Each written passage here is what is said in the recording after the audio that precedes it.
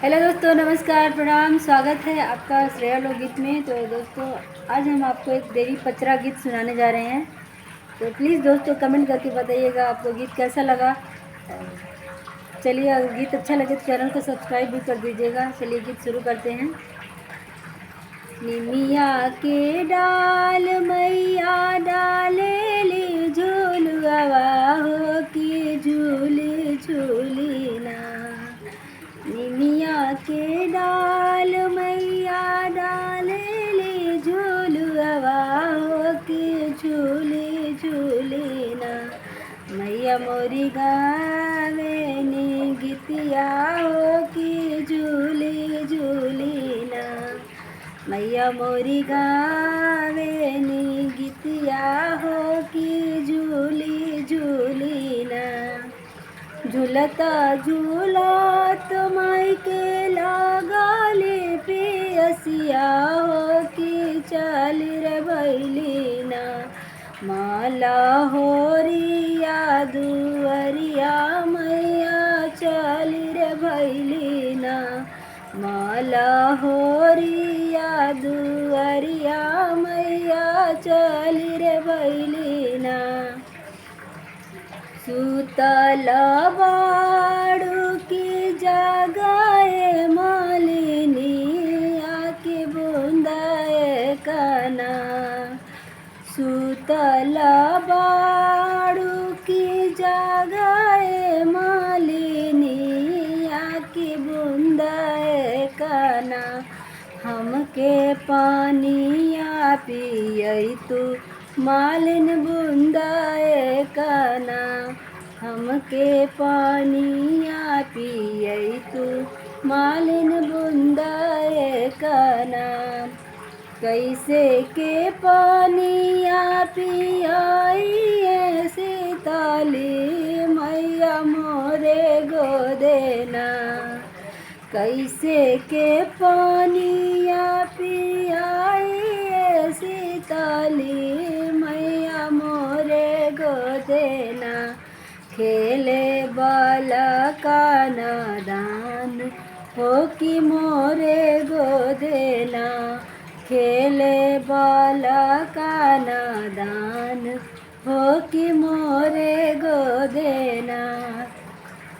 बल का सूता दो मालिन सोने के खाटोलवा हो कि बुंदाए काना।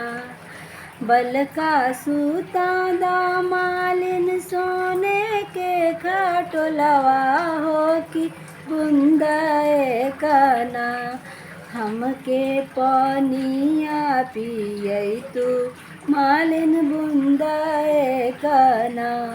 हमके पानिया पियई तू मालिन बुंदाए काना। कैसे के पानिया पियाई सीताली मैया मोरे गोदेना। कैसे के पानिया पियाई सीताली मैया मोरे गोदेना। खेले बाला का नादान हो कि मोरे गोदेना। बल का सूता दा मालिन सोने के खटोलावा की बुंदाए काना। हमके पानिया पियई तू हो कि बुंदाए काना। हमके पानिया पियई तू हो कि बुंदाए काना। बल का सूतवली मालिन सोने के खटोलवा हो कि बुंदाए काना। मई के पानिया पियवली हो कि बुंदाए काना। मई के पानिया पियवली हो कि बुंदाए काना। जैसे जैसे मालिन तू हमके जोड़ावलू हो कि वैसे वैसे ना। तोहर बला का जुड़ास मालिन वैसे वैसे ना, तोहर बला का जुड़ास मालिन वैसे वैसे ना।